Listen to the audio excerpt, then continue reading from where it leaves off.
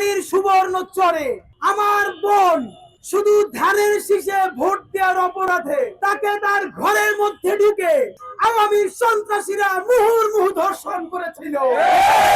তখন বাংলাদেশের কোন সুশীল, কোন নারীবাদী, কোন এনজিওবাদী আমার সুবর্ণচরের সেই দুঃখিনী বোনের পাশে দাঁড়ায় না।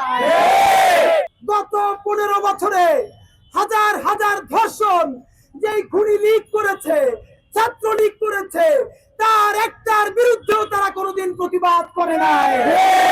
ধর্ষণ সারা দুনিয়ায় সব জায়গায় আছে এবং তার বিচারও করতে হয়। বাংলাদেশে ধর্ষণ আজকে হয় নাই। জাহাঙ্গীরনগর বিশ্ববিদ্যালয়ের ছাত্রলীগের মানিক ধর্ষণের সেঞ্চুরি করে উৎসব করেছিল। তখন এই নারীবাদী সুশীল বদমাইশেরা একটা কথা বলে নাই। ভাইরা আমার, মনে পড়ে যায় 2018 সালে নোয়াখালীর সুবর্ণচরে আমার বোন শুধু ধানের শীষে ভোট দেওয়ার অপরাধে তাকে তার ঘরের মধ্যে ঢুকে আওয়ামী সন্ত্রাসীরা মুহুর্মুহু ধর্ষণ করেছিল। তখন বাংলাদেশের কোন সুশীল, কোন নারীবাদী, কোন এনজিওবাদী আমার সুবর্ণচরের সেই দুঃখিনী বোনের পাশে দাঁড়ায় না। ভাইরা আমার, গত 15 বছরে হাজার হাজার ধর্ষণ যেই খুনি লীগ করেছে, ছাত্রলীগ করেছে, তার একটার বিরুদ্ধেও তারা কোনোদিন প্রতিবাদ করে নাই। যদিও তারা কোনো সময় ভিন্ন ভিন্ন নামে প্রতিবাদ খেলা কর্মসূচি করেছে, নাম দিয়েছে গণভবন ঘেরাও, বাংলা মোটরের উপরে কোনোদিন যায় নাই।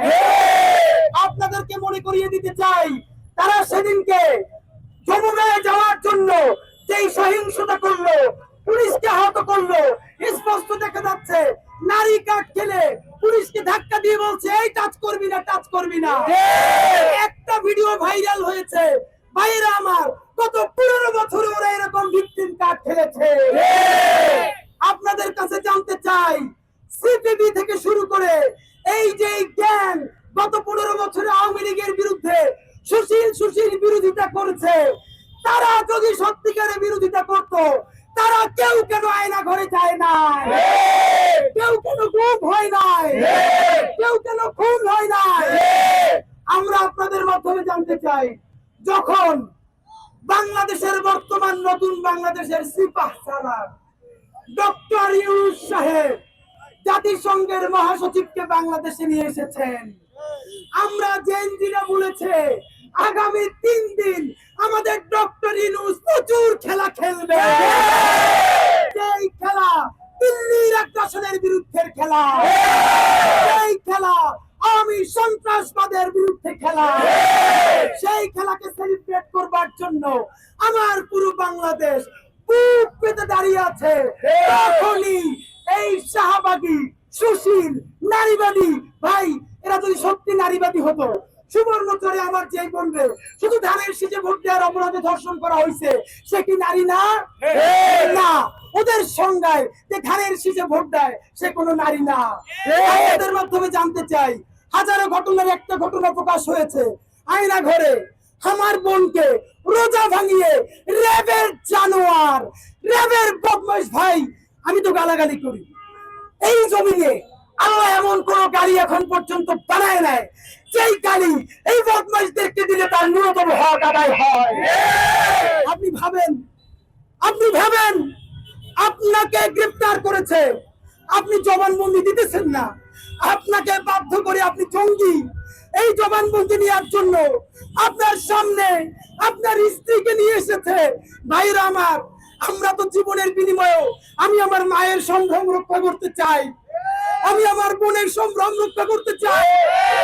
চক্ষু বন্ধ করে ভাবি, আমার সামনে আমার স্ত্রীকে কেউ ধর্ষণ করবে আর দুনিয়ায় বেঁচে থাকবো, তা হতে পারে না।